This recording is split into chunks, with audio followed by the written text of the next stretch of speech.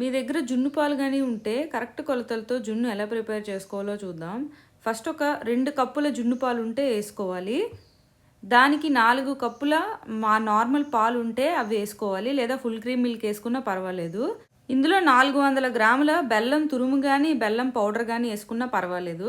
ఇప్పుడు దీన్ని బాగా కలుపుకోవాలి, బెల్లం అంతా అందులో కరిగేలాగా. కరిగిన తర్వాత దీన్ని ఒకసారి ఫిల్టర్ చేసుకోండి. ఇంకా ఏవైనా బెల్లం ముక్కలు ఉంటే పక్కకు తీసేయచ్చు.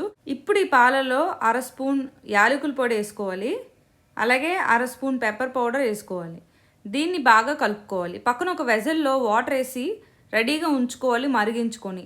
ఇప్పుడు ఇందులో మనం చేసి పెట్టుకున్న పాలు ఉంటుంది కదా, ఆ తెప్పాలు అందులో పెట్టి లో ఫ్లేమ్లో పెట్టి మూత మూసి కుక్ చేసుకోండి. ఒక 25 నిమిషాలు పడుతుంది. ఏదైనా టూత్పిక్ పెట్టి చూడండి, అంటకుండా వచ్చిందంటే జున్ను ప్రిపేర్ అయిపోయినట్టు. ఈ జున్నుని చల్లారిన తర్వాత ఫ్రిడ్జ్లో స్టోర్ చేసుకొని తినండి, చాలా బాగుంటుంది. Thank you for watching.